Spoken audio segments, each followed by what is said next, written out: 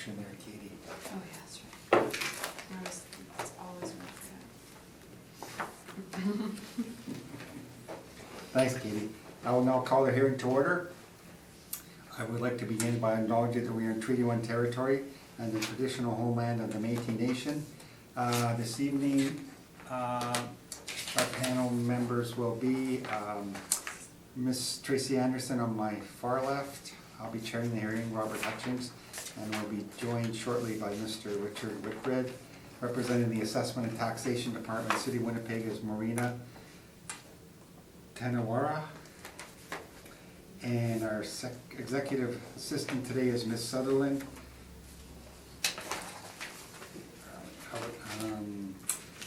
We will be hearing applications for revision of the assessment roll in accordance with the Manitoba Municipal Assessment Act. The matters for which revision is requested have been described in each application, and we will limit discussion to those matters. The statements that applicants or the assessor make at this hearing are sworn testimony, and anyone speaking to the matters must be sworn in. Be advised that comparisons of assessments of properties are not considered evidence of market value by this Board of Revision. The Board of Revision is appointed annually by Council and is independent of it and the City Administration. It makes its decisions on the basis of the evidence provided at this hearing and issues a written order that will be mailed to all parties as soon as possible.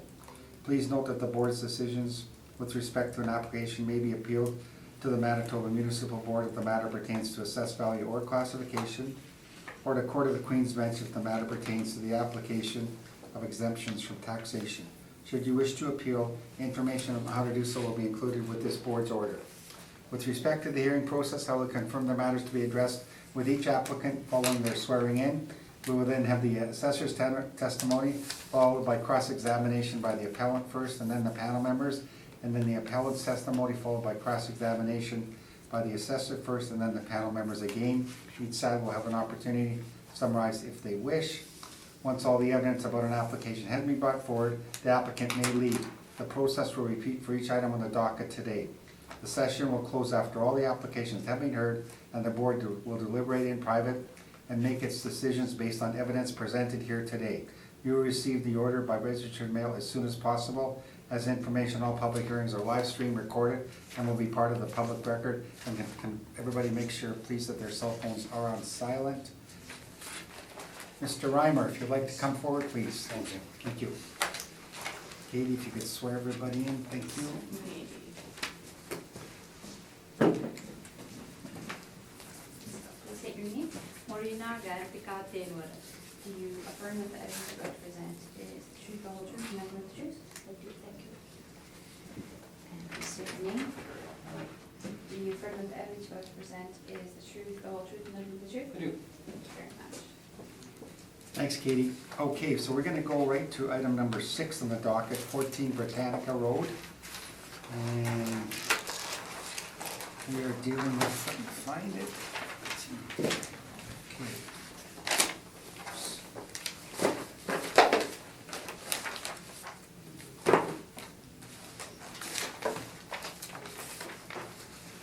We're dealing with a 2020 realty appeal. No other issues, I believe. Is there, Marina? There's no issues at all, other than the 2020 realty appeal? That's the amount only. Yes, thank you. Okay, and when you're ready, please, 14 Britannica Road. Thank you, Mr. Chairman.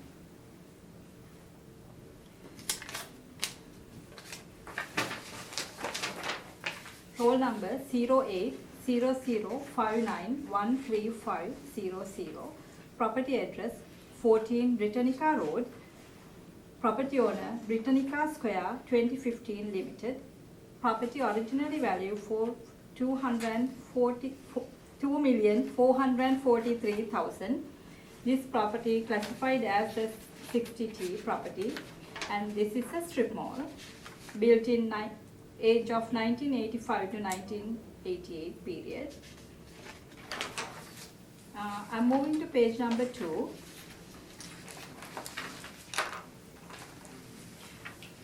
This property has a sales history. This property was sold in 2014, December 12, for $2,275,000. And page number 2 bottom, there is a property lease history. That's property lease range within $19 to $10. $10 for the Yamaha Musical Center. That's a school.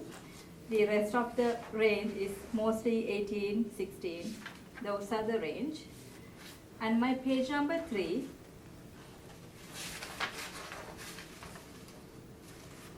shows rent comparables and the map where it is located.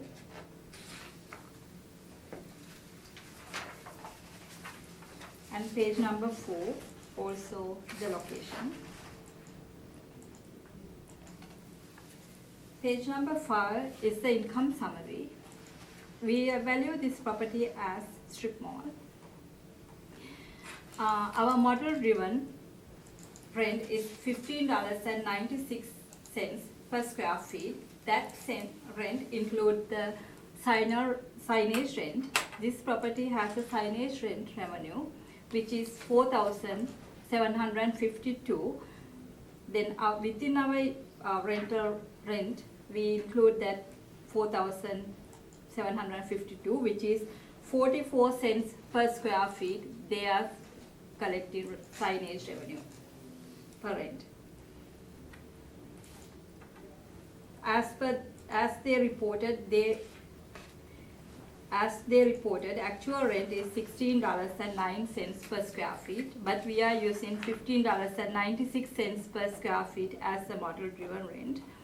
We use the 4% model-driven vacancy, 2% expenses, $7 per square feet shortfall, and 6.55 model-driven cap rate, which is property value $2,443,000 calculated. My page number 7 shows the cap rate evidence. The strip mall cap rate vary from 5.4 to 8.65 for this cycle.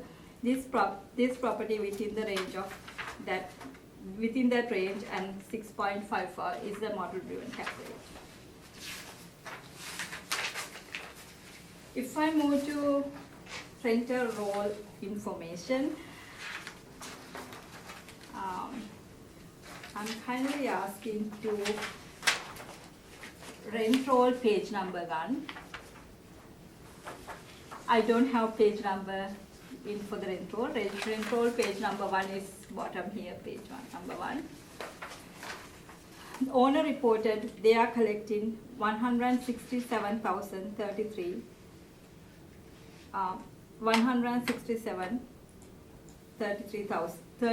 as the rental revenue.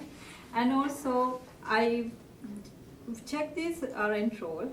They are recovered almost everything, every expenses as a non-recoverable cost. But also they are recovering management fee recovery as a $12,905.28. And they are reporting signage rental income under the revenue category.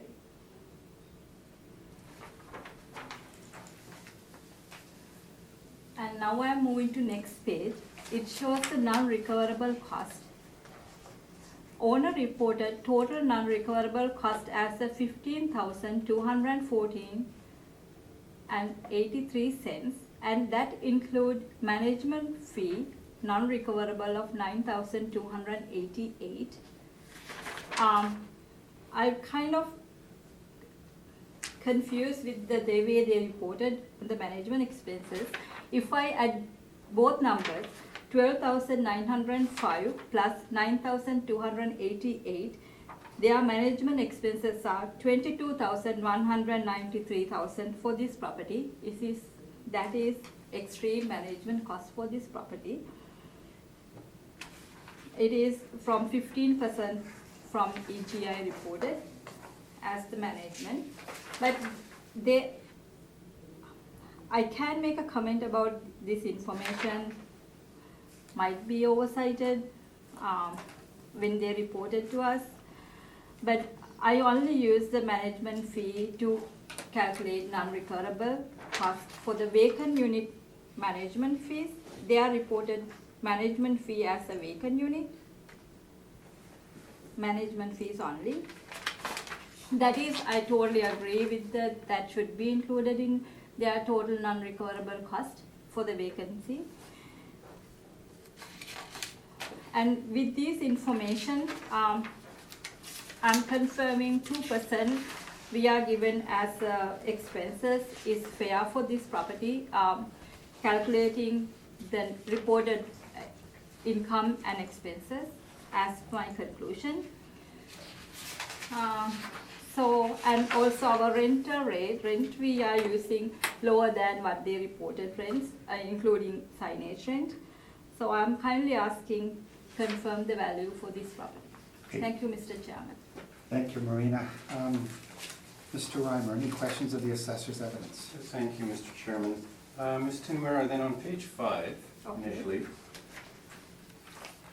this, if I understand correctly, if I understood you correctly, these rents, for instance, at the top, these are model-driven rents, or are Yes, these? that's right. Okay, so these are model-driven rents, along with the rest of the parameters, including the 6.55% capitalization rate, Yes, correct? all model driven. Okay, so that's all model-driven. Okay, so the model has suggested that the net operating income for the subject, just prior to the reference date, which would be 2017 effectively, the model suggested a net operating income of $160,002, correct? Yes, that's right. Okay, now this is going to be a little tough because the pages aren't numbered. But if I can ask the board members and Ms. Tinwara, if you can go back to that income statement, so the Yes. page 1 that you referred to? Yes, that's right. Okay. You know what, initially confused me a little bit with some points, I'll ask those later, but to get straight to the initial point, if we turn to page 2 of that same operating statement, we can agree, leaving aside the first mortgage costs, because obviously those don't factor into it, but if you take the operating cash flow, it's $25,286, and then you add back all of the mortgage costs there of $108,818, that produces a net operating income of $134,000. Can we agree on that? But all the mortgage costs we don't include. Right, for right. the- No, we're adding them back in.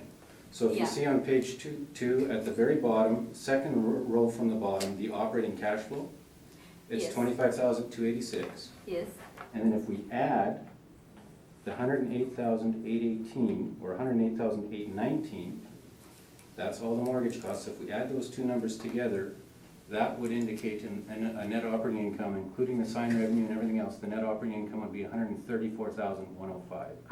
I agree, but they reported operating income as a 144,717 before all the non-operating costs. Yes, but that's gonna be a point of debate, I guess, Ms. Tinwara, because the leasing commissions need to come off that yet, I'd suggest to you. So that would end up then, when you take the 144,000 as the operating income, 144,715, and Mr. Chairman, that's at the middle of that same page.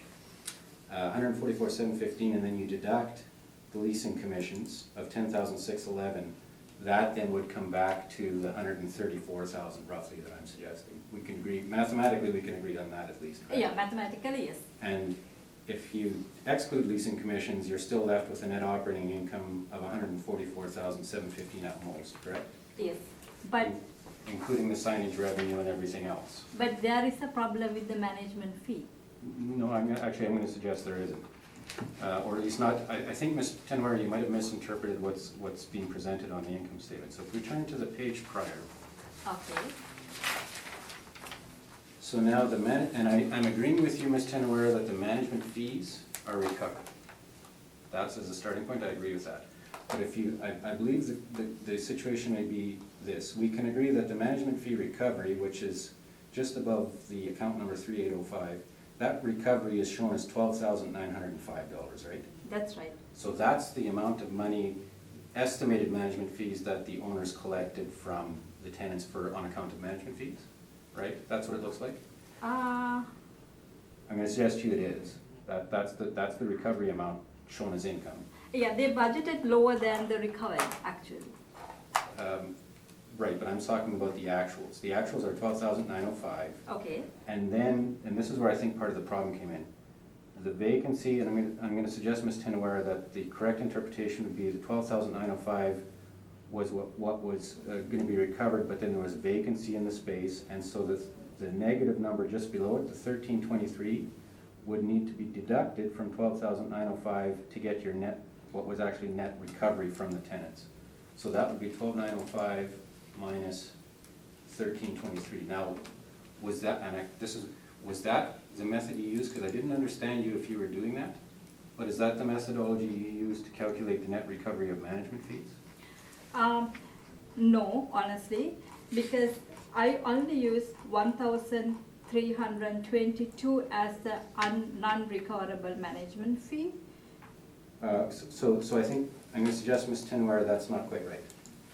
But that's the only amount they did not collect from the management. Right, so. But if you, okay, can I talk with you? Yeah, absolutely. Because if I add 12,905 Yeah. plus 9,288, No, oh, wait, this is where the problem is. The 9,288, Ms. Tinware, to clarify, that's on page 2 of the statement, correct? yes, that's right. Under account number 5899. Yes, that's right. Now, that's an expense. You would have to deduct, you can't add them, because now you're taking income and you're adding an expense. No.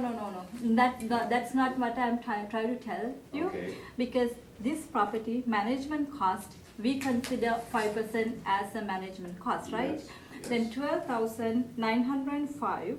plus 9,288 altogether, this property spent 22,193 as a management cost. No, Mr. Tinware, that's what I'm suggesting. Now you've added an income and you've added an expense, and it has to be the reverse, where you take the total income and you have to take off the expense. Okay, can I ask you a question? Yeah, absolutely. Okay, because and your definition, how much is the management cost for this property? A typical management fee would be 5%-ish of gross rents, which would indicate something in the range of 7,500 to 9,000.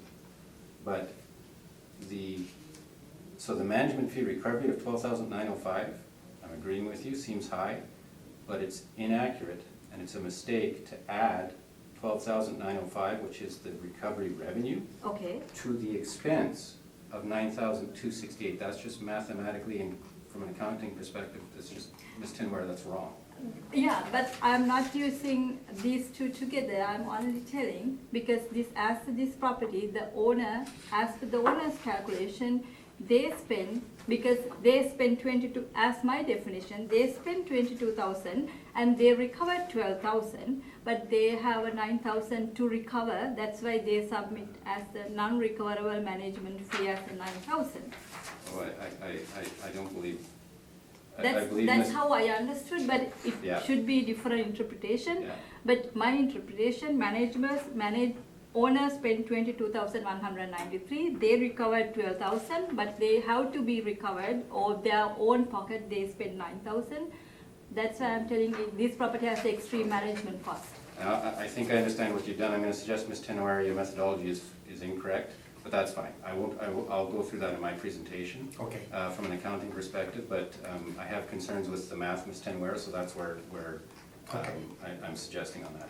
Okay, so, but what we can agree on, at least to this extent then, is that on that same page 2, the operating income, before you take off leasing commissions, the operating income is 144,715. That's right. So that's about, call it 16,000-ish, 15,000 and some dollars lower than the model kicked out, correct? Yeah, that's clearly the number here, total non-recoverable cost. They reported 15,214, which include that 9,000. As an expense, yes, indeed. Yeah. That's all part of the expenses to Yeah, get to the operating expenses, income. yeah. So the operating income is 144,715. Yeah. Okay, so I take it then, and you mentioned that the calculations were model driven. So the model, you didn't, of course, reference the actual, what the NOI was for the property in 2017 with the NOI that the model was generating then, correct? I did, but it's a different way because I check the what's our model driven per square feet rent. Then what I check what's the actual reported square Right. feet per rent. Right. Then we are in the lower than actual reported, including sign rent. But I think it's fair. Okay, okay. So you think it's fair, but we can agree there's a $16,000 difference, correct? 16,000. 15,300. That difference, I think, not using that recoverable because I checked what they reported actually. Then if you go through this one, it's a really, we can go through those whole thing, but I don't think it's no point. You're welcome, Ms. Tenor, please, if you want to go somewhere, let's go there and figure it out. So if you're agreeing with there's a difference, then that's all, Yeah. that's fine. But Yeah, if you not want- net operating income, reported net operating income and model driven net operating income, we are 16,000 apart. Okay. That's net operating income. Yep, understood. And then the cap rate though is, again, is the model-driven cap rate at 6.55. Thanks, Mr. Chairman, those are my questions. Thank you, Mr. Reimer. Tracy, any questions of the assessor? I have no questions. No.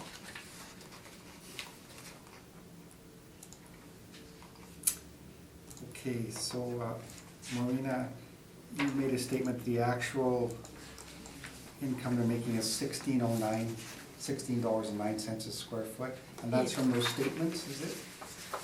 I calculated rental revenue. The way I did, I calculated rental revenue, signage revenue. What should be the per square foot signage revenue? They are collecting 44 cents Right, per signage. okay, And I know Mr. Reimer used actual rent reported. He used $15.65 as the actual rent reported, plus signage revenue of 44 cents is $16.09 overall rent. okay. That's how I calculated.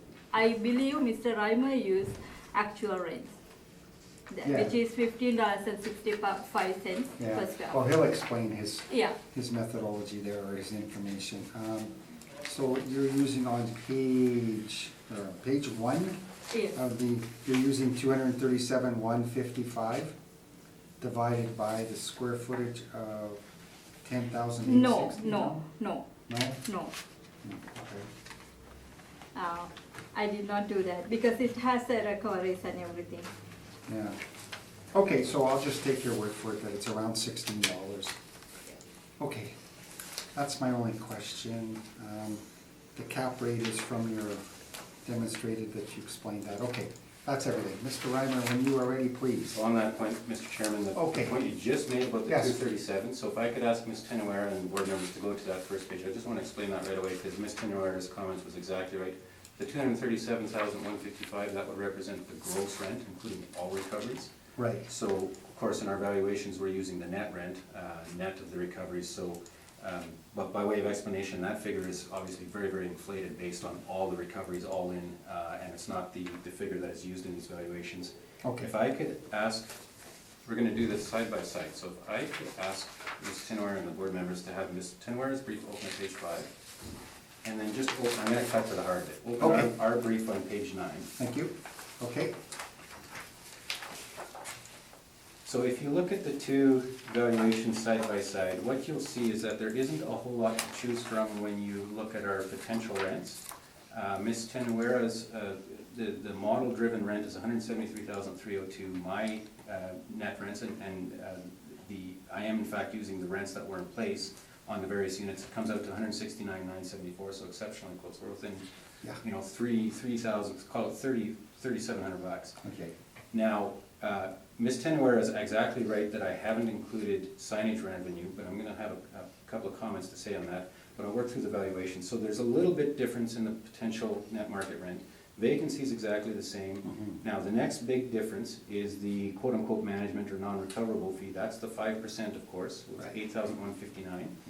Now, I'll just go through this and then I'll ask a question on that. Sure. So if you work that through, our NOI, including the 5% non-recoverables, our NOI there is shown as $148,712. Right. So that is roughly $12,000 different than the model ribbon NOI that is calculated by the department and presented by Ms. Tenuera. The bulk of that difference is the 5%. Some of that difference relates to the slightly lower net market rent. So those are the issues now. It's a little bit on the market rent.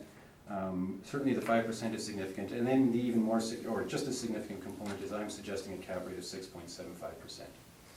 So that then, with those issues then in mind, the question I have, and I know Ms. Tenuera has seen it, but the question, and I know Mr. Hutchins, you've seen it, but do you, as the board panel members, want me to go in detail with the non-recoverable, or go at a high level because you've heard it before? Because I don't want to go in detail if everyone's heard this several times. I can keep it at a very high level.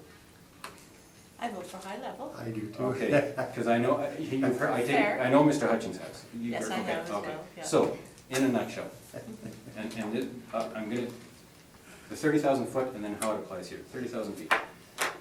We're suggesting, it's called a quote-unquote management fee.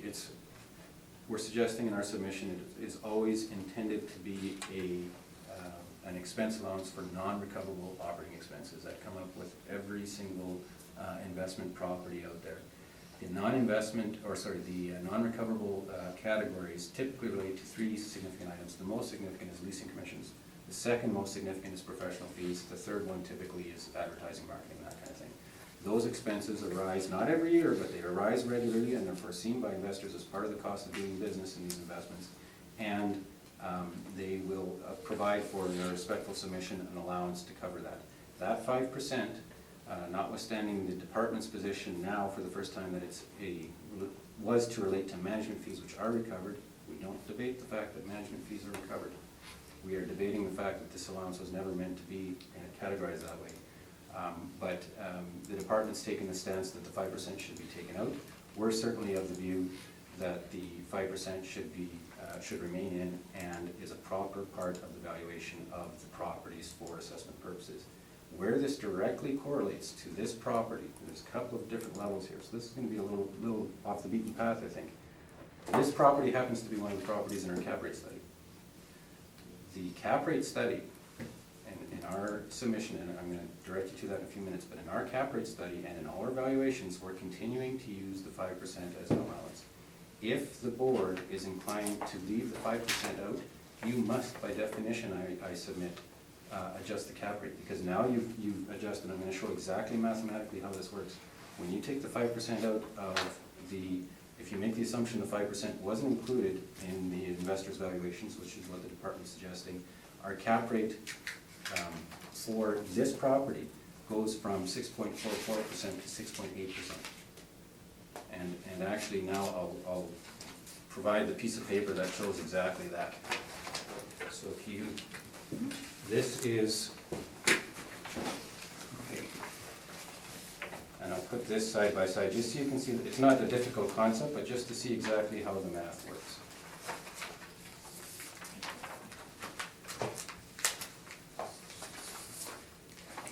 So on our capitalization rate study, in this, the less thick of the two documents, if I could ask the board to refer to that. And then all the way back at page 78 of that study.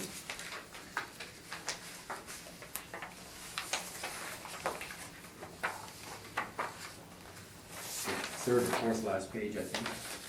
What you'll see on page 78 is the original capitalization rate calculation for this property. That's the non-recoverable, Mr. Chairman. You want the cap rate Sorry, study? there we go. Yeah. So just a few pages back on page 78. Got it. So there's 11 Britannica.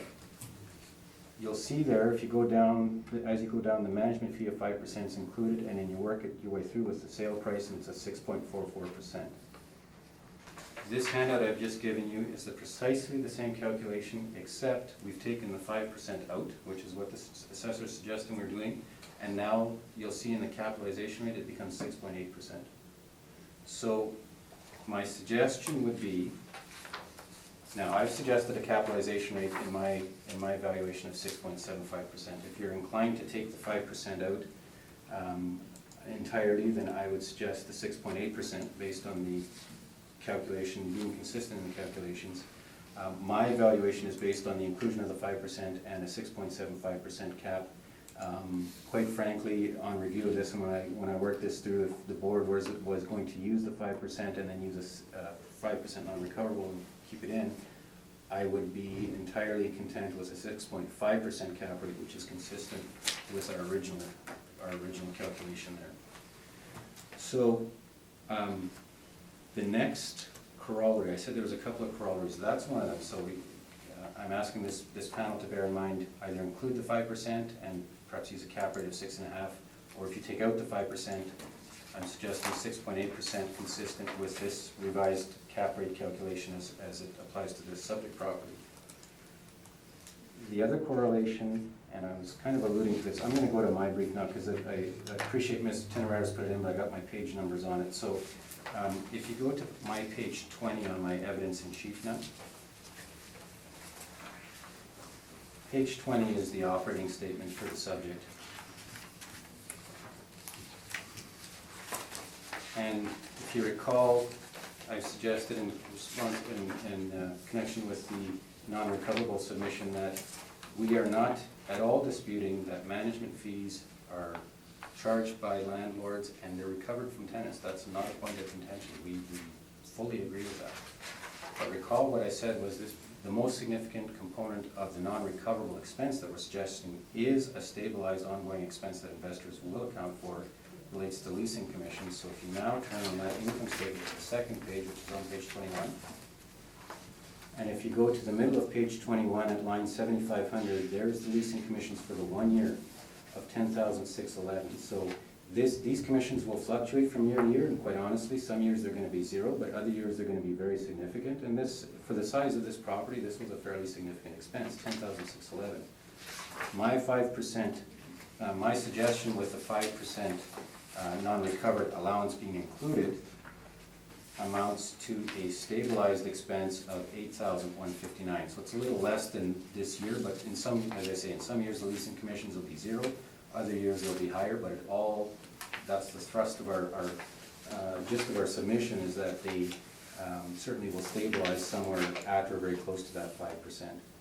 So for all of those reasons, I guess the last point would be, Ms. Tenware is exactly right that when you have to account for signage revenue, these types of things. I agree, except what I'd suggest is the net operating income, which is on my page 21, that's the $144,715 minus, and in no uncertain terms, I'm still deducting the leasing commissions. They're not recoverable, but they are an ongoing expense that an investor absolutely will account for. So the net of those two, in very rough terms, is $134,000 as an NOI.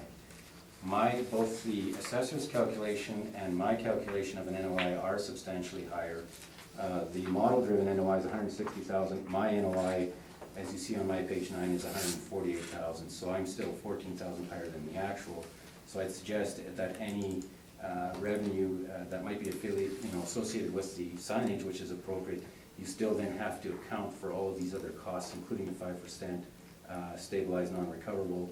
And I'd suggest my $148,700 NOI is certainly very optimistic relative to the performance, and therefore request the value to be, and you know what, I'm going to change my value because I'm going to use this, if you include the 5% on page 9, I'm going to change that to a 6.5 cap. I believe that would be more appropriate in this context. So 148,712 divided by, so if you could ask, if you could amend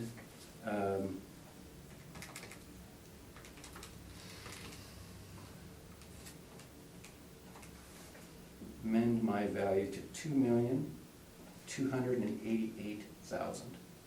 That's the amended value using the 6.5 cap, including the 5%. And again, if the board's not inclined to use the 5%, then I would ask for the 6.8% cap with the higher NOI that would result from keeping the 5% or taking that 5% allowance out of the equation. Thank you. Okay, thank you.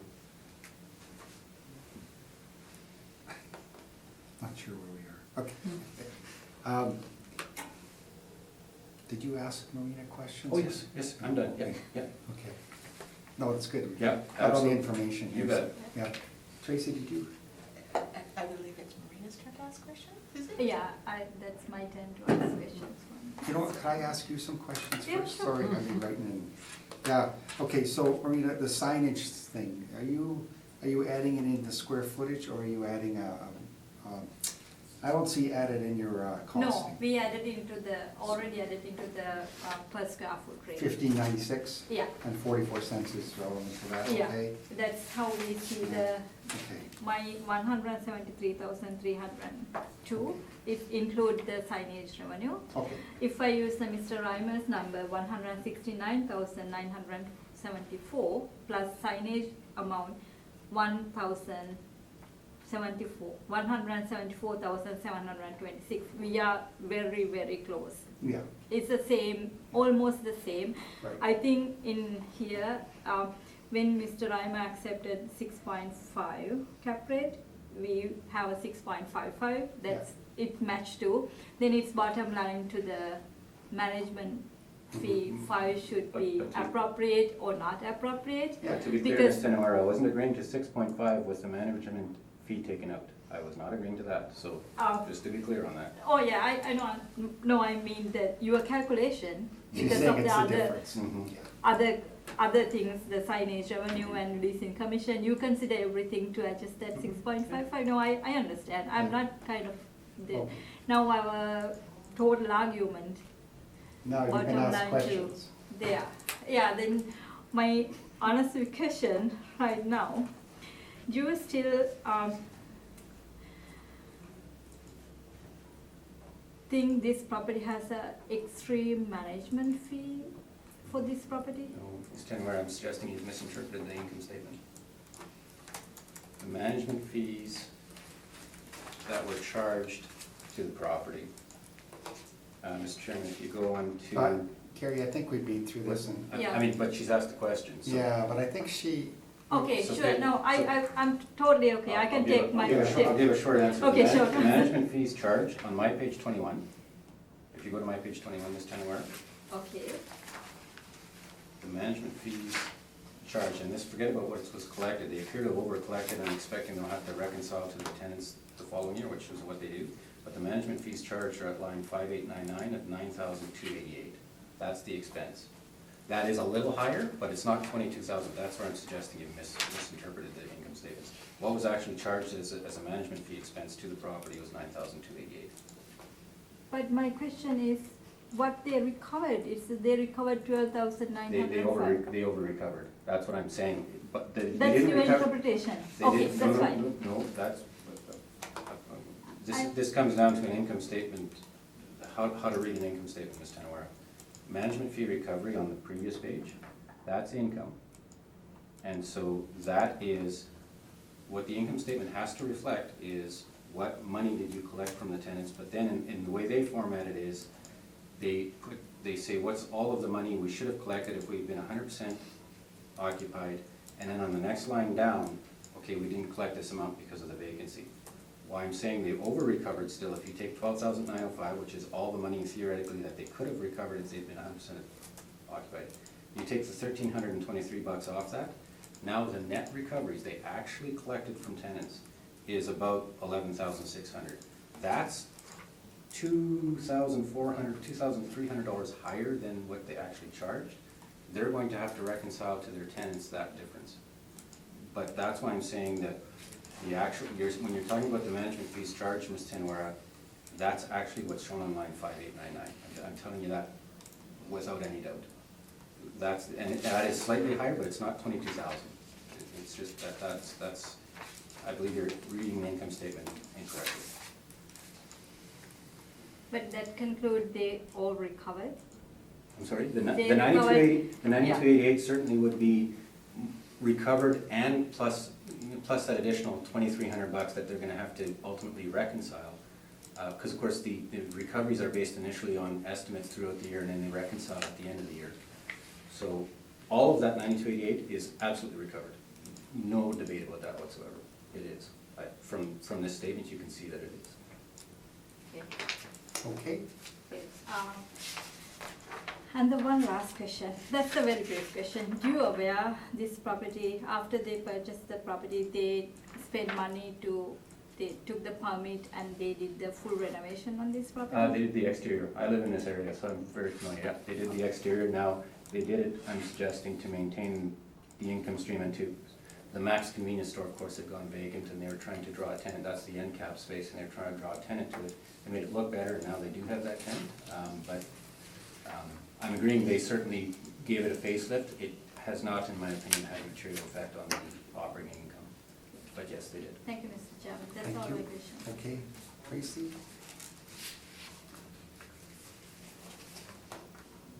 Can I? I think I'm good. Oh, okay, I was gonna say I got a couple. No, I think I'm If you good. wanna look at it. Yeah. Okay, Mr. Reimer, any idea on the permit value of that facelift? No, it was a exterior facelift and I didn't consider, like I say, Okay, I was looking at the income, but yeah. it looks a lot better. Maureen? If only exterior, 355,000, and with the tenant fit up, it's around 400,000. Okay, It's So- not that much. no. And my last question, Carrie, was, maybe explain it, but, so you're not attributing any value to that signage rental? Did you do it, or? Sorry, I missed that. No, that's a very good question, Mr. Chairman. This calculation does not have the signage revenue. So if, again, and Ms. Turner has hit it right on the head, if you take the 4,000-ish signage revenue and you add it, our top line number is virtually the same. Again, Okay. if you're inclined to do it, okay, but recall that that was my point about we're already both being very optimistic in our NOI calculation relative to what was actually happening in 2017, where the NOI reported and actually thrown off by this property is 134,000. But yes, if you were to take the 4,000 and add this back in, all of a sudden both Ms. Chenowera's NOI and ours become very close, except for the 5% management. Yeah, okay, thank you. Okay, any requirement for summary? Maureen? No, I Carrie? think you've probably heard enough. Yeah. Well, I wouldn't admit that, but no, it was well explained, thank you. on Thank you both both for your sides. time. Thank you. Okay, that concludes, Laying out the math, I appreciate it. okay, that concludes 14 Britannica Road. Thanks, Carrie. Mr. Chairman.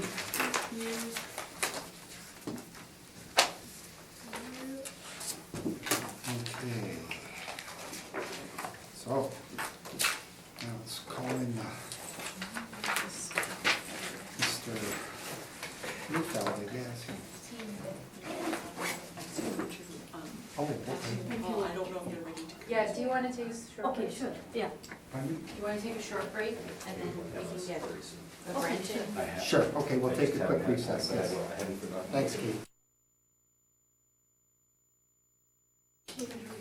Thanks, Katie. I'll now call the hearing to order, and we have Mr. Richard Whitbread joining us on the panel for the rest of the properties today. First property in the docket is 580 Academy Road, and we're dealing with the 2020 realty assessment value. I think that's the only issue we've got here, so Ms. Molina, when you are ready, please. Needs to be sworn in. Oh, yeah. God, we forget every time. Thank you. Long day for me. Yes, I understand, don't worry. Thank you. I've had 2 cups of coffee, so I'm on fire. Thank you, Tracy. So please state your name. Rocky Hill. Do you affirm that the evidence you're about to present is the truth, the whole truth, and nothing but the truth? Thank you.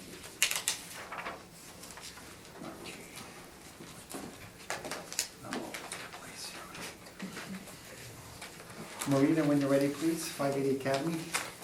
Thank you, Mr. Chairman. Property roll number 120713600100. Property address 580 Academy Road. Today we are making a recommendation, joint recommendation for this property to reduce value. You want the 2 numbers?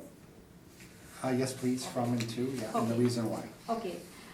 2020 original value went out 1,276,000.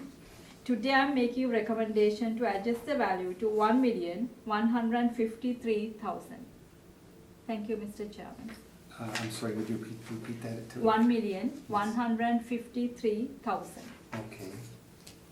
And you said it was a joint recommendation, is that correct? Well, Mr. Newfield? we only discussed these today, so I haven't got, Okay. I mean, clear that I haven't had a chance to Okay. consult with clients, and so, you know,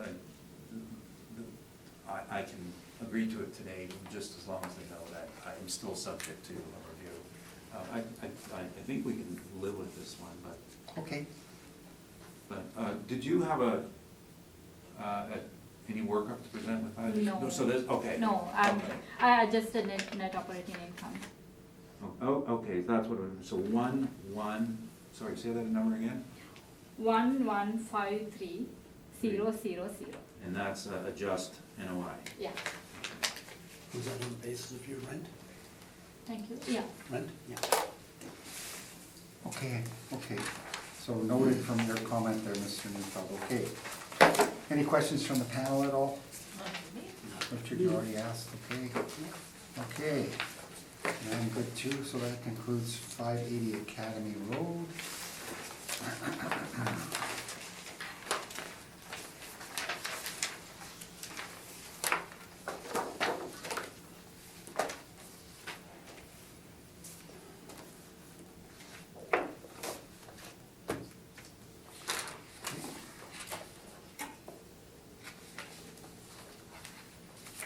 Next property is 2800 Pembina Highway.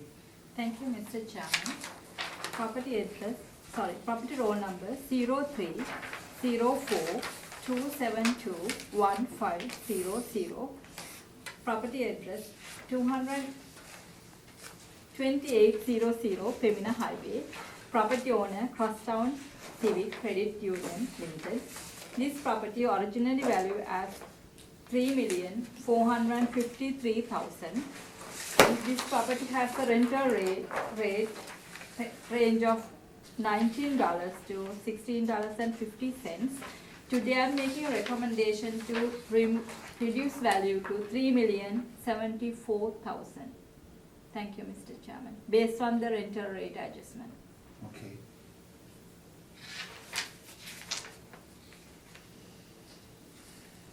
Mr. Newfeld, any comments? It's the same as before, we discussed it, and I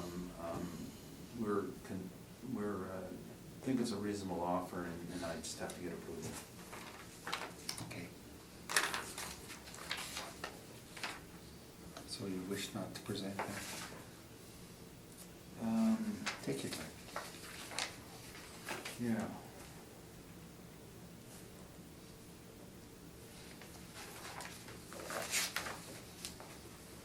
She usually reads through it, I have another minute to glance through it. Sure. In the meantime, any questions from the panel for Marina? So what was, you said that was adjustment in the NOI? Okay, and I can explain a little bit more. Yeah, if you mind. Okay, our gross effective rent was 244,244. If you Right. see page number 4, Right. I adjusted the rental rates.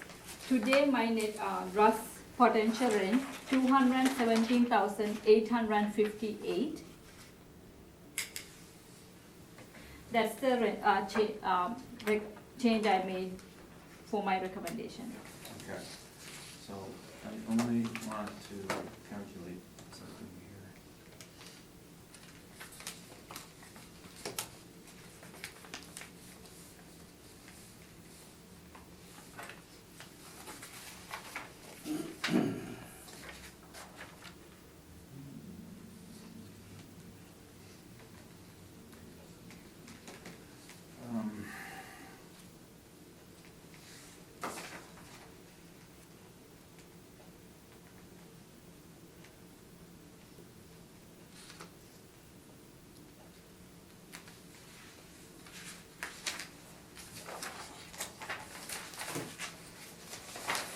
Our original, if I be a little bit clear, if our original value rental rate approximately $19 plus $19, With my recommendation, it reduced to $17, $16.90 So you went from 19 to 17. 17, okay. That's approximately, because $19.01, $16.96, Right, which right. is approximately $19 to $17.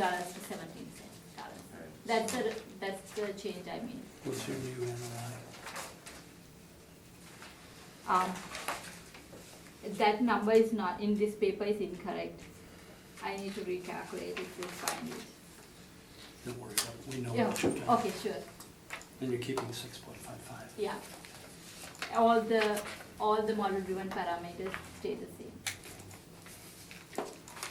And if I go to my page number 2, you can see most of the rents are $17 range. And one unit, Crosstown Credit Union or unoccupied. Oh, and your statement that you put in here, this is a 3-month statement. Yeah, that's what they report, send it to us, Mr. Newfeld. I know that. I did not use it because it's a 3-month statement. I put the question mark and circle too. Okay. Oh, okay. Then I only Yeah.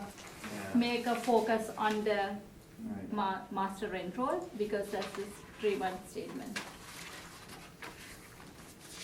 Okay, yeah, I'll check with the owner, but yeah, we're fine today. Okay, thank you. If that's okay, I just, That's fine with me. okay. Okay.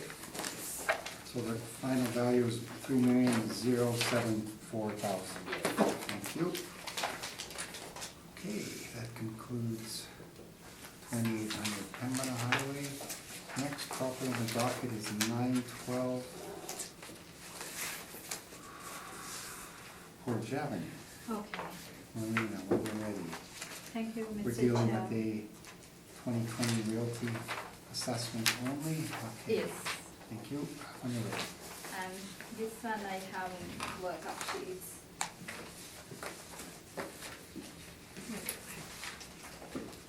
Thank you. I will give it. Thank you. Sorry. Thanks.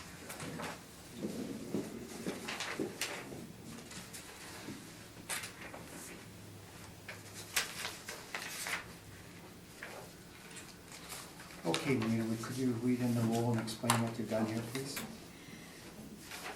Thank you, Mr. Chairman. Roll number 120818650000. Property address 912 Portage Avenue. Property value, original property value was $2,039,000 for this property. This property value as a strip mall. This property originally built in 1987. We use effective age as 1987. I'm moving to page number 2. And also I'm making a recommendation today to reduce value to $1,918,000.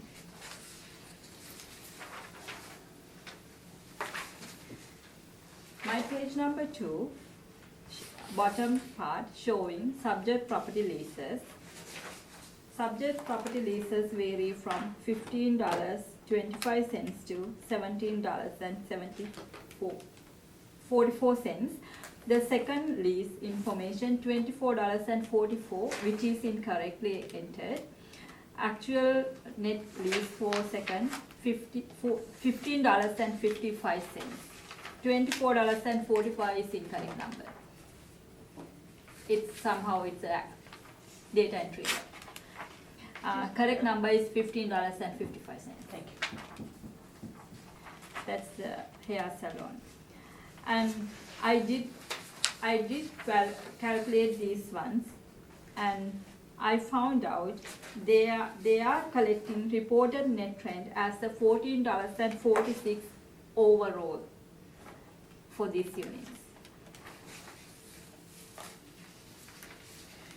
And page number 3 is my rent comparables. Page number 4 is the original value, how it went out. I have given the new recommendation sheet. I did rent roll, rent adjustment. You can see original potential rent was 158,063. Now it's 148,851. I use same parameters, 4% vacancy, 2% expenses, and $7 shortfall, and 7.15 cap rate on this property. Then using, with the new rents I have used for this property, my value calculated to 1,918,000. You can see the pictures in page number 5. It is the strip mall. And my page number 6 showing cap rate evidence. It's not the evidence, information. Cap rate shows strip mall for this cycle vary from 5.4 to 8.65. This is 7.15 within the range of cap rate for this property. Rental all information included in the back of the brief.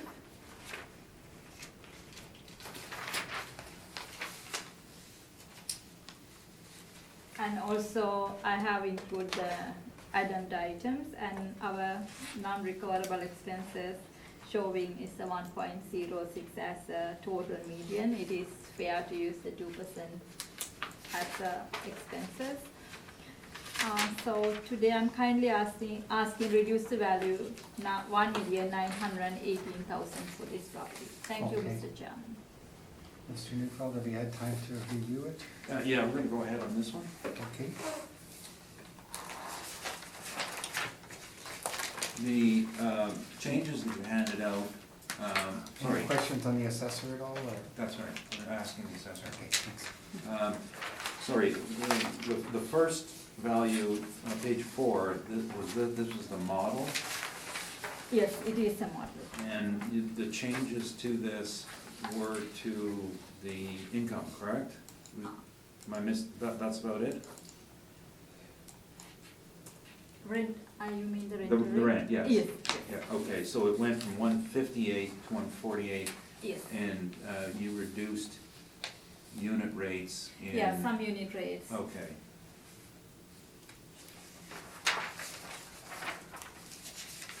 And the numbers page 3 are selected by yourself for rents?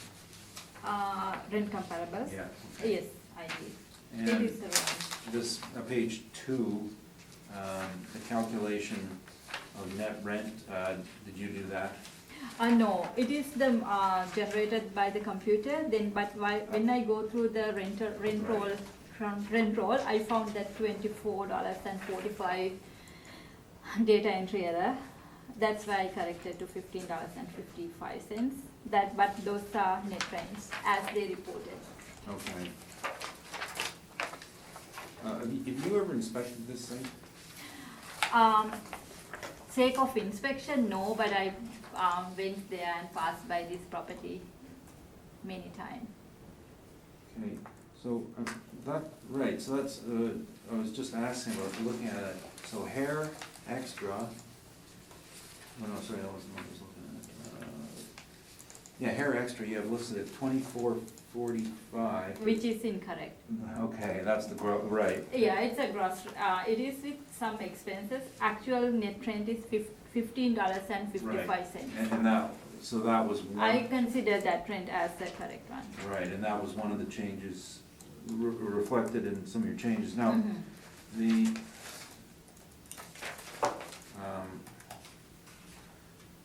there's a statement here on,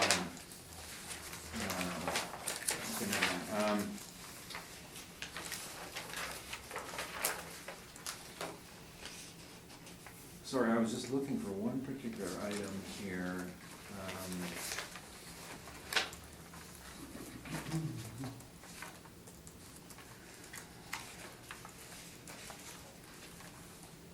Now, did you note that some sites get charged for utilities and some do not?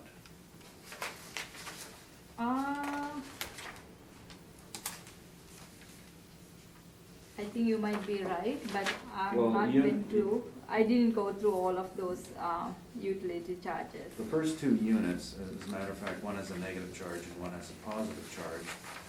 And none of the other units have any charges for utilities. Did you note that?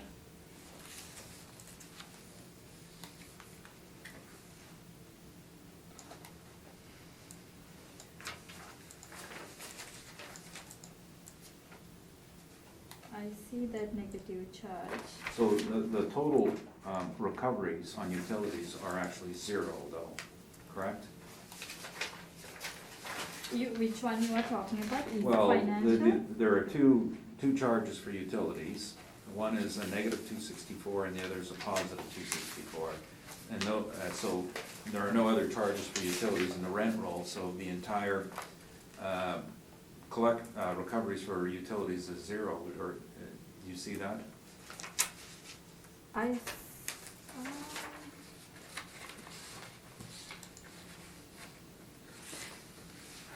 Honestly, no.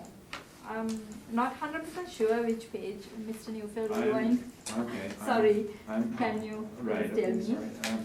On page, My brief is bad too, I don't have brief page don't numbers. ask me to give you the page. Page numbers on the rent roll. You can tell me which rent roll number. Page, one of two of the One rent of roll. two, okay, one of two, So the yeah. first two entries have counterbalancing charges of $264. And the rest of the rent roll, there are no utility charges. You see that? No utility recoveries. Give me 1 second.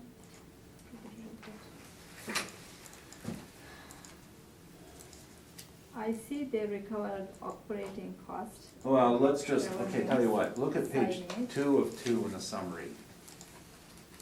2 of 2 in summary.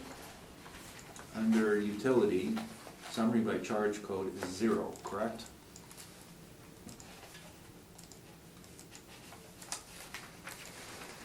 Okay, you are talking about, okay, now recovery utilities.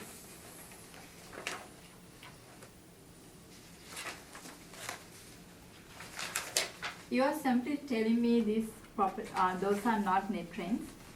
Well, we like to go one step at a time. So the point is that they're not recovering for utilities. And on page, the statement page 1 of 2, there is a $6,000 utility charge, power charge.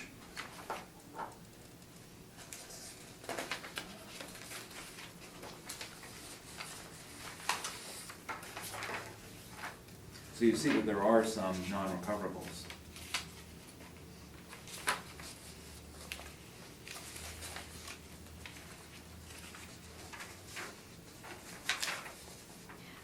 Yeah, I can see the income statement. Honestly, I mostly focus on rent roll. That's why I kind of confuse here. Then when I focus on rent roll, they have reported utility, they have reported taxes, they have reported operating Well, costs. the rent roll indicates no recovery of utilities, and the statement does not have an entry line for recoveries of utilities, yet there is a $6,000 Yeah, charge for yeah. utilities.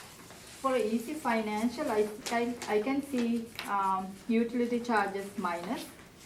The hair salon is 0, but after that they pay utility charges. But then in a nutshell, it could be combination of semi-gross rent. That's what you are telling me?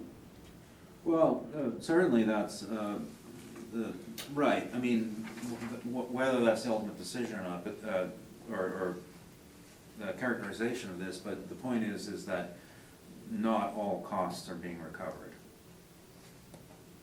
And so, when then what this means in my question then on page 2 is that in addition to the error on the hair extra rental rate, that these are being presented as semi-gross rents. Yeah. Okay. If I focus on page 1 of 2, then we can see here extra. then they actually pay altogether $24.45, Yeah, that's- which include Right. net rent of $15.55. That includes tax portion of $5.19. It's a gross rent. Yeah, it's, only consider $15.55 as a base rent. But you are aware that if they are not collecting Some of the charges. some of the charges. Yeah, the when I see leases- this one closely, I can see they are not collecting some of the charges. Right, okay. But they are collecting most. No, Yeah. it's, Yeah. but it characterizes this as semi-gross, okay. All right. And,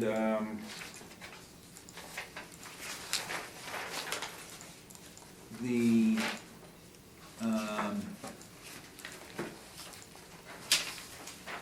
the shortfall rate, that's a departmental. Yes, model driven. It's not, right, so it doesn't represent the actual, okay? And, capitalization rate It's a didn't model change driven. model, and that is, what is, this would be called a strip? This is a strip mall. Okay.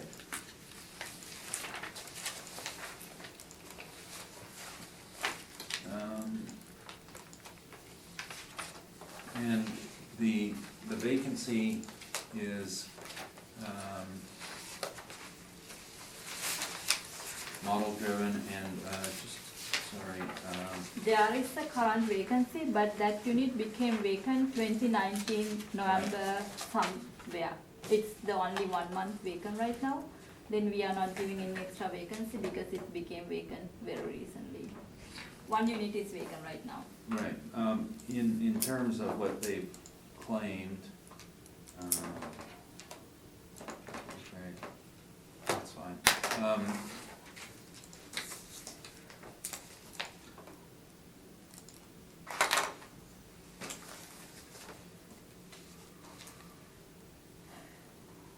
Okay, those are my questions, thanks. Thanks, Rocky. Tracy, any questions? I have no questions. Assessor? Richard? I have no questions. Okay, thank you.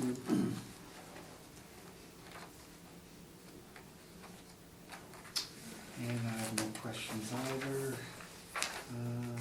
Mr. Newfeld, when you're ready, please, 912 Portage Avenue. Certainly.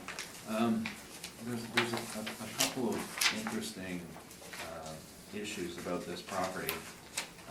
First, I'll let you know that that I did my demo on this property when I got my appraisal. This is like writing our PhD.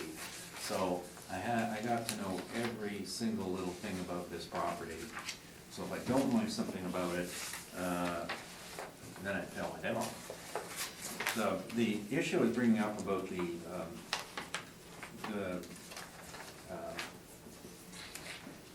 utilities is on page 2. There's an overhead picture of the building, and you can see 6 HVAC units on the rooftop units, and there are 8 CRUs. So one of the mistakes they made in building this property is that HVAC units between units, and sometimes there's one of the units that has 2 units pumping into it, and then there's another one that shares a unit, half a unit. So that's why the bill itself goes to the property, and they're having a bit of issues on collecting, and so it ended up being a semi-gross where they have to pick up the HVAC unit themselves. The building is interesting in that it's a tilt-up aggregate panel, and it's a very good quality construction. But the problem is when you put a tilt-up aggregate panel, graffiti is very difficult to clean off it, and it has been a major graffiti problem. According to the statements, there are ongoing costs for graffiti removal. And I think it got to the point where they added a line item for it. No, that's still going under general repairs and maintenances. At one point, I think one of the statements, this has gone to, this is their 3rd property manager that I know of, but I remember when, one of the places I was working with in property management, we had actually put in a line item for graffiti removal on it. It's just an additional expense, and they do pass that on to, and you do get recovery on that. As this pertains to the income, the real issue with this mall is that strip malls are built for servicing the local area, and they just happen to be in a part of Portage Avenue that's a transition zone. And the hinterland that they service is relatively small, going from this property. You're restricted by the river on one side, so it's not as deep. And that's always been the problem with the strip malls on Portage Avenue at this juncture. They're meant for community service. You know, the typical, there's a hair salon and I think a small restaurant, and sort of a doctor, and a payday loan, and there used to be that's gone, a workout facility, that's turned over. What we're doing on this property is, given the costs on it, is we're gonna treat this, the valuation workup, the same way we would do a gross income, because it's too hard to calculate, or it's too misleading to calculate net rents on this property. So what we did with this is, I took the statement, and the net income was $115,664.94. Now, I'm gonna suggest that that's the number we should be using in total, rather than 111,039, simply because it accounts for a vacancy, it accounts for non-recoverables, and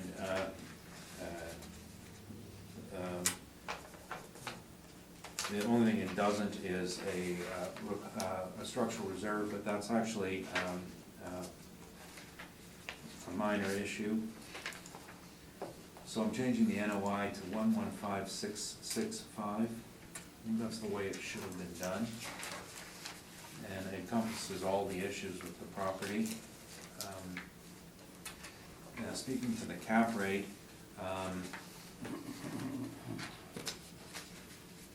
the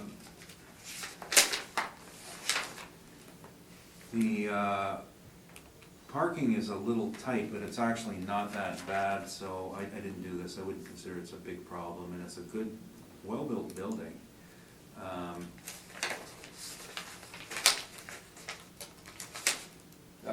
Here we go. Page 7. It's on the impacted site. It used to be a service station. Does anybody have the utter complete displeasurable boredom of listening to me talk about that this afternoon? No? Oh. We've heard it. Heard it? Excellent. Okay. So, basically, and I think everyone's heard most of it, page 27, the concept of how a cap rate is built is based on the money markets and raising funds. And on page 27, what I've done is, in the first box is a sample on a 70% ratio mortgage at a 4.5%, and this is the rack rates. You need a return of, you need an NOI of 5.4% on the cap just to pay your mortgage. And anything higher than that goes to the equity investment. So if you can convince someone to give you a higher ratio mortgage, your equity return is better, and that's what can make a cap better. That's called favorable financing. What happens with impacted properties, it goes the other way. You have at least 50 to 60% of the lenders won't lend on an impacted property regardless whether it's clean or not, because the funds are now all being managed and publicly traded, and everybody's on the ethical bandwagon, and they think that impacted brownfield properties are bad, and so their access to better sources of money aren't there. And so the net effect is that you have to go strive a little harder, and what happens is you're gonna get a low ratio mortgage or a higher interest rate mortgage, which means that in order to pay your rent, in order to pay the mortgage, the cap's gotta be higher. And of course, it drives down the sale price, and it just forces the property to perform at a higher cap, because if you have a higher ratio mortgage or a lower ratio mortgage or a higher interest mortgage, that 5.4% is gonna go up to maybe 6.2, 6.5 in that neighborhood. And then if you need your equity to work for you, you need another couple of points on the equity to give you any return on equity. And as I keep saying, the cap rates weren't invented for assessors. Cap rates are for bankers to determine if you can pay the mortgage. And if you've got a bad loan, which you're going to get, and I'm not saying really, really bad, you're gonna get, you're not gonna be able to attract the best rates. And on top of that, with a registration on you, you're dealing with, anytime you actually do go to the bank, phase 2, not phase 1, phase 2. So phase 2 is add 20 grand to your loan application fee. That's the going rate for phase 2, because you've got a registration already. Phase 1 is only, you pay someone a couple $1,000s to do what I did, is go, do you have a registration? Yes, no. Phase 2 is testing. So that's where we're going with that. So now, I don't think that the cap rate is all doom and gloom. The Collier's report on cap, and I'm going to quote from page 26, our strips are 7 to 8%. And I think what this does is it just puts us at the higher end of the strips at 8% rather than what we had written at 8.75. A couple of examples on this are on page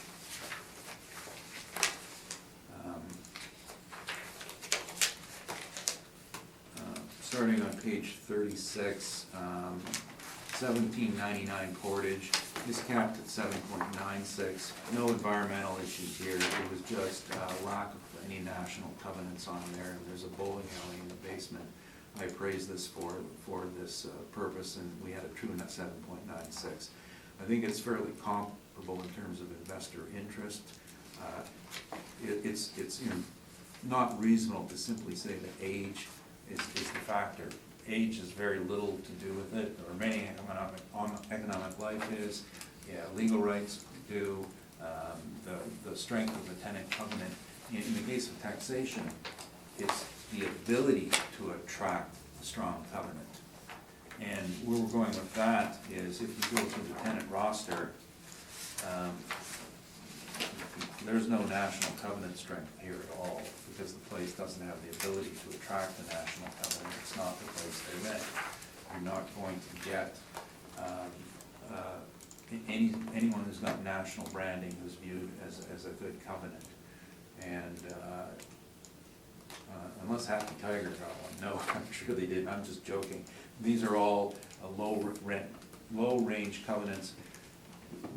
We're not valuing the strength of the covenant, we're valuing the strength of the building to attract good covenants, and that's why it's at the high end of the range. Another one to look at is 5114 Roblin.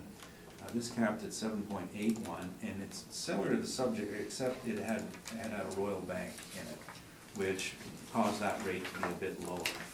So that's why we're using 8%, and the number on the actual NOI is 1,445,000. Oh, did I do this wrong? Sorry, I might have flipped the decimal point. Yeah, I got a broken 6.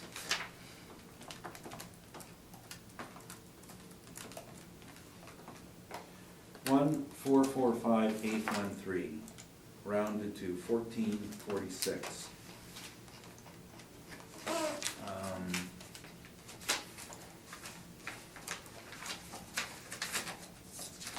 And, I believe, I just wanna check last year's.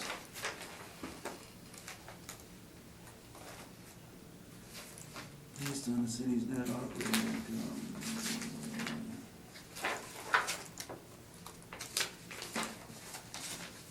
I believe we have last year's assessment under appeal.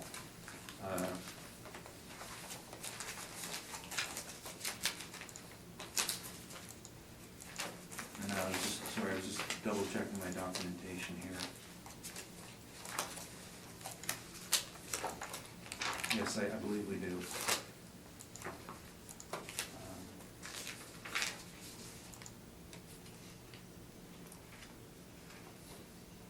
Thank you, that's my presentation. Thank you, Mr. Neufeld. Marina, any questions of Rocky? I have a couple of questions. Thank you, Mr. Chairman. Mr. Neufeld, can you turn to your page number 3?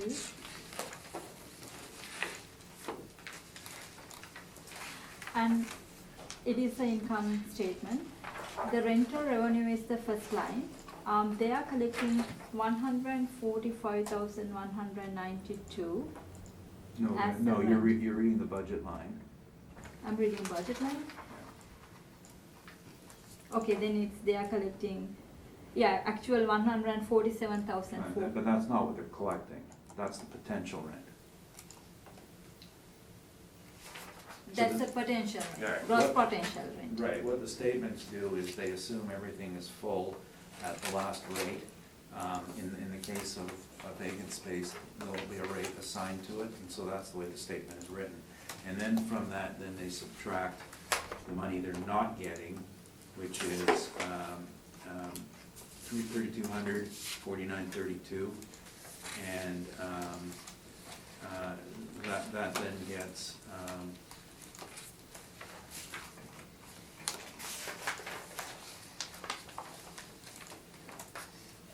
you know what, that property tax accrual shouldn't belong in there, sorry, I just noted that. That's the problem with familiarity, I know exactly what that number will belong to. So that should be added back into the NOI. 2,154.65 plus 115,665.94. Okay, yeah, sorry about that.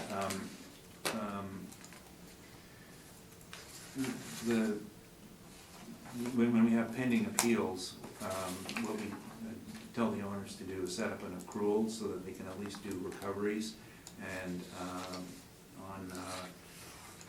and make sure that they're collecting, so that at the end of the day, when it's resolved, they're not in a position that they've made sure that they're, especially with a property like this where you have a lot of turnover, is that they're making sure that they're getting their collections, and then if they have to pay refunds, phenomenal, great.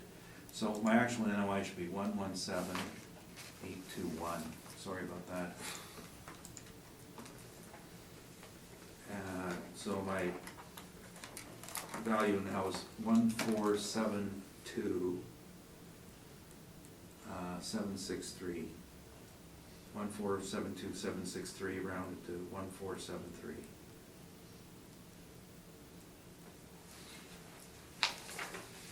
Sorry, I interrupted you. Oh, that's okay. No, I apologize. No, that's totally I don't like fine. mistakes. No, that's okay. Then, So the question is, they're actually bringing in cash of 225,000 with rents and recoveries. okay. So, my next question mainly focus on cap rate. I appreciate you adjusted to 8% from 8.75. But honestly, I would like to ask you to turn page number 22. And in that page, it shows the strip mall cap rate should be 6.6% to 6.75. And page number 26 showing strip mall cap rate should be 7% to 8% highest, which is tally with what you did. And page number 30 showing strip mall cap rate should be 6.5 to 7.5. And also there is a clause about the anchor tenant should be there. So, Well,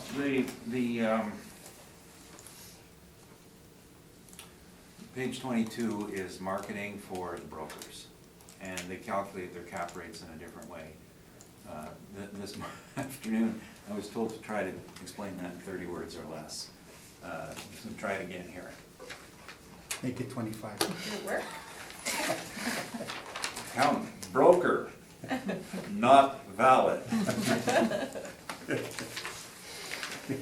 Page 25, explanation of adjustment. Page 26, for appraisers. I did. but page 22 you tell it's a broker? Page 30 is a general discussion. And in there, page 30, beside that, 6.5 to 7.5, AAA anchored required, i.e. multinational identity and covenant. I'm at my limit. You're over. But anyway. Barely. If the Royal Bank's in your place, sure, why not? But it's not because they're in there, it's the Royal Bank, it's because they like the building enough to be in there. They don't like this one enough to be in there, it doesn't work for them. It's not designed for a good AAA company. Thank you, Mr. Chairman, that's all my questions. Thank you. Tracy, any questions of your talent? I have no questions. Thank you. Richard? No questions? And neither do I. That concludes 912 Portage Avenue. We are going to take a 5-minute recess, please.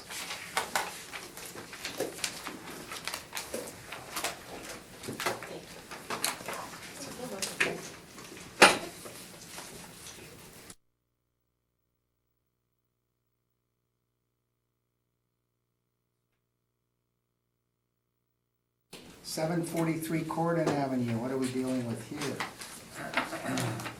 2020 Realty Assessment Amount. Appeal. And that's the only issue. Marina, when you are ready, please. Okay, thank you, Mr. Chairman. Toll number 12022492000, property address 743 Corridor Avenue. Property used as a strip mall. Property originally valued as $1,446,000.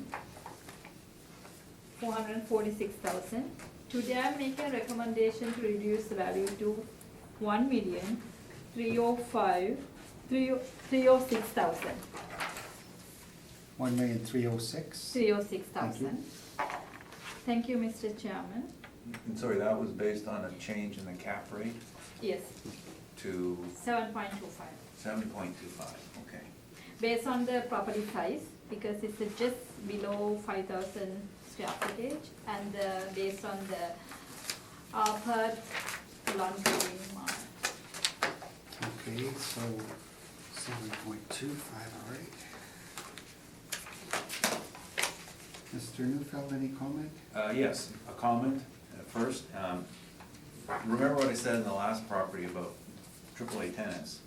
Subway, Starbucks, 7.25 cap, that's okay. We'll accept the recommendation.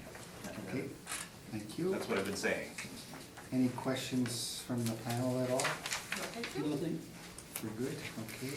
So Marina, we're changing it from 1,446,000 to 1,306,000 based Yes. on 1,000,025, same NOI, but a cap rate of 7 based on, yeah, just above the threshold of 5,000 square feet. Okay, The number is 1,306, right? Thousand? Yes. rounded, right? Yeah, 1,000. Okay, Thank you.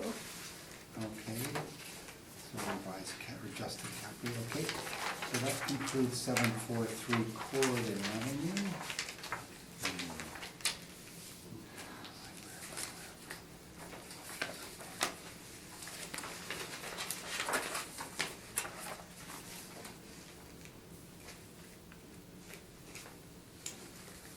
Okay. Now the next one, or I guess the last one is 1385 Grant Avenue. I will give Mr. Neufeld a second here.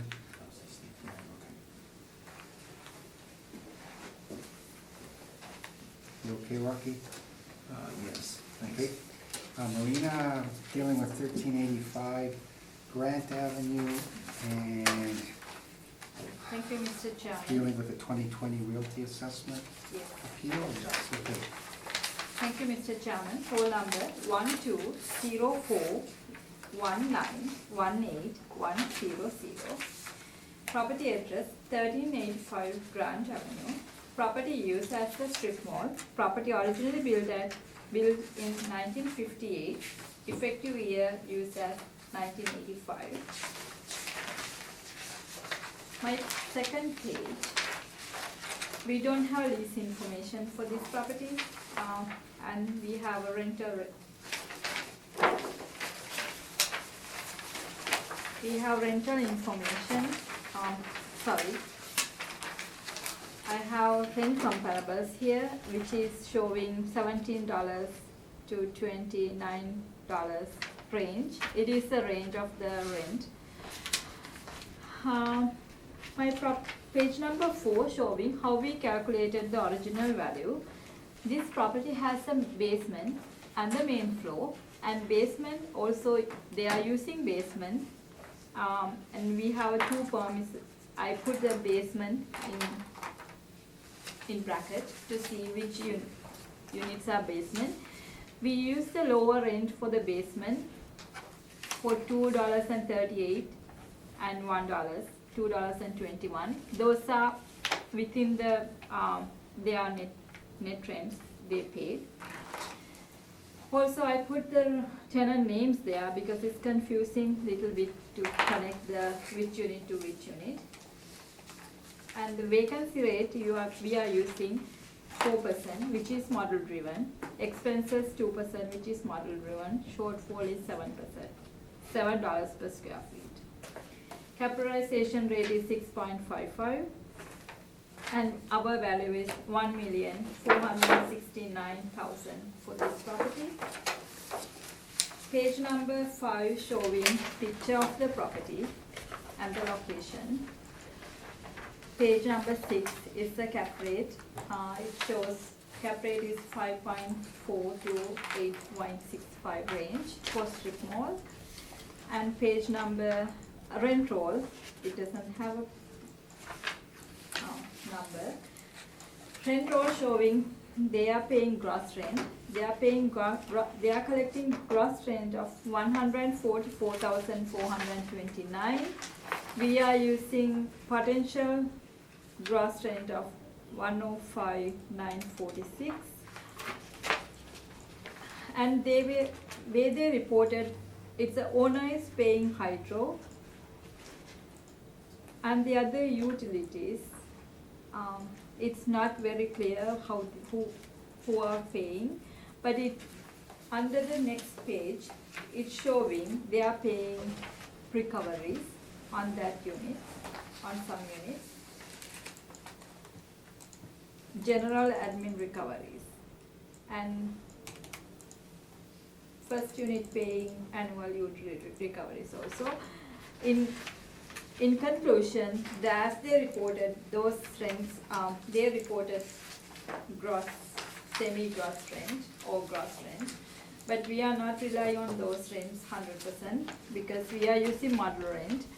Our net operating income is $96,205 and use the model driven cap rate of 6.55. I'm asking confirm the value as it is. Thank you, Mr. Chairman. Thank you, Marina. Mr. Neufeld, any questions of the assessor?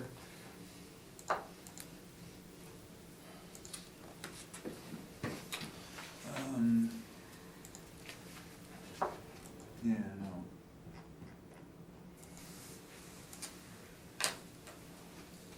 no. Page 4, was this all by the model? Yes, that's right. And what did the owner provide you for rentable square feet? Owner is providing us a gross rent, Square feet. square footage. Square feet rentable area. What did the owner provide you?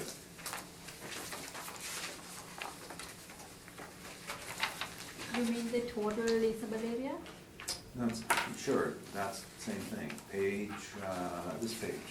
Okay, yeah, the, lower than us because we have the basement premises including in the valuation. And at any point, did someone from the assessment department inspect it to determine? I know, not me, but the last cycle assessor inspected this property and the tenants are using these units and some, I think the Dream Center unit, they have a washroom and office room in the basement. They are fully used in the basement, that's why they decided to. Okay, well, does use mean that it's leasable? Or is it just accessory? It is amenity to the tenant in the main floor. It is. It's an amenity to the tenant in the main floor, right, but it's not rentable on its own, is it? I haven't inspected the property. I don't know how that is through the basement. But the lease, the rent roll covers all the space, doesn't it? Yeah, And say the tenants who use basement space pay for it in some way within their, within their first floor? Yes, Okay. that's right. Just make sure we're on the same page. no, I totally understand. No, I mean, we're virtually the same on NOI, so I don't wanna make a big deal out of this. In terms of capitalization, how did it get changed from an actual year built from 1958 to 1985? I think based on the inspection and based on the valid permits they are taken, but What were the I did permits not, for? I did not check the permit in this building. Honestly, I don't know. I can't answer how many permits they were taken and what the permit value is. On the, and I don't think that there's anything wrong here, but I'm just curious, if you know on this page here, the rental rate return, the area where it says total leasable area, I have, it looks like something was written and I don't know, now it's not. Do you have a clearer copy yourself? No, my copy is the same. It is something here, it's a blank, it is something here, it's the same thing. I do have the exact same thing. Only thing we can do, we can go and collect, add the numbers. I know my leasable area is higher than yours, yes, but because of the basement. No, I think it shows 6825. I was just wondering if there was anything else here that we don't see. No, I honestly don't know anything. The only thing I can see about that, because of the day stamp, that's too dark, it's merged into the other page. That's the only thing I can guess. Those are my questions, thank you. Thank you. Richard, any questions of the assessor? No, thank you. Thank you. Tracy? I have no question, Mr. Chair. Okay. I have no questions either, thank you. Mr. Neufeld, when you're ready, please. Thank you. No time going to be spent on the income side of it, or we don't even have to talk about recoverable costs.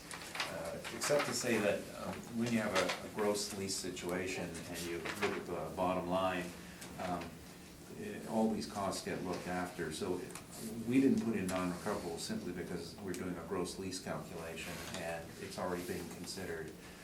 By some miracle, we ended up within $1,000 of each other, huh? I don't know how that happens. Yeah, it's so close. The cap rates are a big issue now. The first question I would ask myself is, if this was such a hot investment property that could command a cap rate of 6.55, why is it being rented on a gross lease basis? Because gross lease bases are for properties that are miscellaneous, where you're dealing with basically you're dealing with tenants who are local users and want a fixed number and don't want to pay the operating costs, and the landlord builds everything into a gross lease, and they've lost their position in the market, and this is what they attract. We were talking about 912 Portland before, and it was somewhat in the same boat, that it can't attract that national tenant, but the other one we brought up, 743 Corridon, was a true net lease building that could attract national tenants. So that's always the first indication that you don't have the top quality investment involved. This was built in 1958, and I've inspected it numerous times. The person who wrote this, what's his new his new title, we used to call it's Bram. Wrote most of these with help. He worked in the building for several years. It's an old building. Now, permits that were taken out, there were a few that I know of. One was for Dr. Taraska for her own interior improvements for her medical business. They repaved the site 2 years ago because it was full of potholes. That's it. It's just it's an old building on Grant, and I think our clients owned it since new. It's not.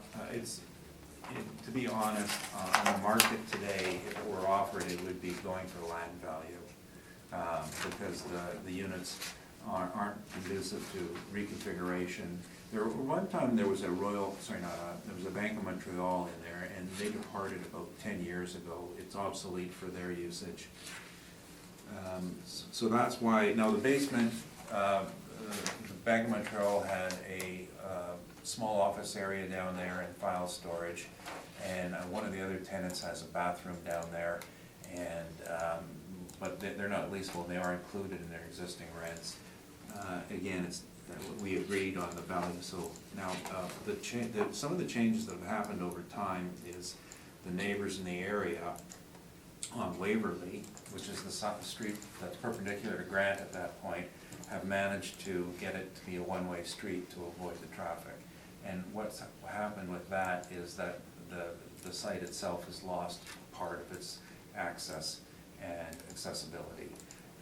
It's still not that difficult to get in, but because it had access on Waverly and Grant, it has given, the whole intersection has gone to being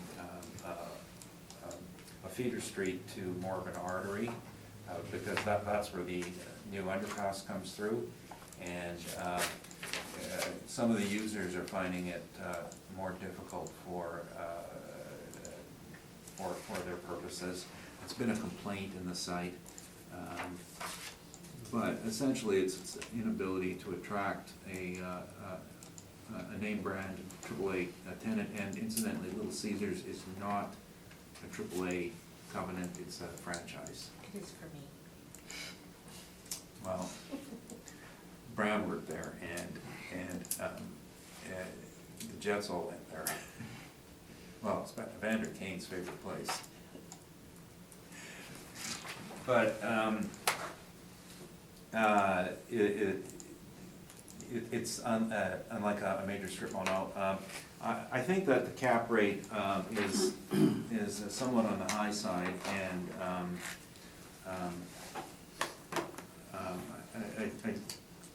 I think that it'll just endure on and go. Okay, sorry, I have the other costs that were done.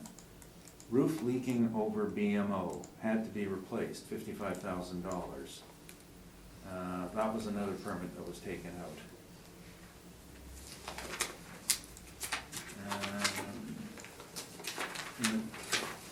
Okay, what we were thinking, okay, I'm not gonna say what it was, but we were in some discussions with settlement, and the assessor has a full right to withdraw a recommendation at any point, and not obligated to carry on with it, but we were discussing it, and we were trying to find a bit more common ground, and I wanted to meet in the middle. And I was thinking at the time that our cap at 825, I guess this property is just old, and got some obsolescence issues. But I think we could still, on the market, it's still capable of doing an 8% cap at the high end of the Collier's range. That's a value of 1,215,313, 1215313, rounded to 1216. 215. Yeah, 1215. Oh, sorry, 1215. You're right. I was just trying to. I was trying to be more accommodating. I said, well, an extra $1,000 do it. 2,000? That does represent a substantial increase over the previous year, but there has been an upside in the income because in the previous year, we were dealing with some major vacancy issues as well with the turnover. That's what's expected in properties like this. We were dealing with an NOI last time of about 74,000, so there is an improvement to 97,000, and so we're recognizing that and accepting that there should be a higher than typical increase. But again, not to 1469. Thank you, that's my presentation. Thank you, Mr. McPhail. Marina, any questions? I only have one question to ask about the cap rate. I already asked that same question going through the pages in the Okay. previous strip mall, then I think I don't have to ask the same Okay, question noted, again. thank you. Tracy? No questions, thank you. Thank you. Richard? So I'm curious, I don't hear numbers on permits from you enough to get it from 58 to 85. That's a 30-year, almost a 30-year jump in effective date, yeah? Oh, yeah, no, it's been repairs. It's repairs? Yeah, like a permit that should cause an upgrade in quality should be for something, major rebuilding of something, some part of it. I know that there's another strip mall I'm thinking of that completely changed its facade and went from a wood frame, and what they did is they put in that steel frame stuff, but then it allowed them to have demise their space. So it wasn't so much the new envelope, it was the fact that they could now move their interior walls as they wanted, if somebody wanted a double space or a single space. This thing's still an old wood frame building, as is. The roof repair, the tenant outfit, Dr. Traska, she's a dermatologist, and she needed a permit, and then, don't think you need a permit for doing the asphalt. I've driven by here, Rocky, for about 40 years, Yeah. and it seems to me that the facing, that silver facing was replaced, and all of the windows on the Derm Center and the corner, That was all that replaced. was for the tenancy though. Yeah, okay, because the rest seems to be the original 55. Yeah. Okay. And is the condition in this side of the building much better than over here? Well, the doctor's site is better because she's done some interior outfitting and it looks cosmetically better. When I think of an upgrade for a property, I think that if you're gonna get more value out of it, it's gotta have the ability to earn you more money, not simply keep up with deferred maintenance and, Yeah. you know, and every tenant, by the way, is gonna spend money on their site. Some are gonna spend $10 and some are gonna spend thousands of dollars, but none of that extends the life of it, because that's just for them. That's whatever they fit out there inside at. What do you say the life of a building like this is? I mean, we're at, what are we at, 45, 65 years now? 61 years old, right? Something, no, 62, yeah. Oh, yeah, 62, yeah. Missed 50 birthday. years, 75, 100 years? We had one yesterday on St. Mary's that was 1919 that I was inspecting, and That was on that one. yeah, but I think they built buildings better back then. There was some of the post-war buildings got a bit skimpy on quality. Yeah. But you saw some better workmanship. I don't think a lot of the stuff we're seeing on the market that's still generating positive income, 1940s, and then when you go older than that, they're just sold for, you know, like use that, you know, a local use, or, can I think that wouldn't insult anybody, use. I have a hard time not. If you have to work at it, don't do it. Yeah, but so you know what I mean, and I know. that there are uses that will still use that, but, you know, we're talking 9-12% caps, to keep it in that area, it's got another, I think it's got another 10 to 15 years. This is Smith Agency, and they've got some buildings that date back to 1909 that they've kept going, because they've got a policy or a procedure where they spend the money on keeping it going. They brag about, yeah, we dragged that basement ourselves with horses to excavate, but, so, I don't know, I've seen some corridor buildings that are from the 20s that are still pretty good. Still making money. Yeah, it doesn't mean. Shall we consider it asked and answered? I just thought you wanted to stand and listen to the guitar. We could talk about it becoming an apartment or a condo, but don't go there.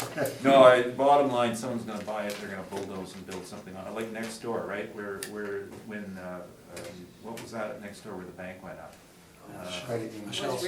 Yeah, man, Rischuk's building, and we were stunned at what he got for it, right? And first thing, bulldoze, but that's what would happen there, and someone would, yeah, probably multifamily.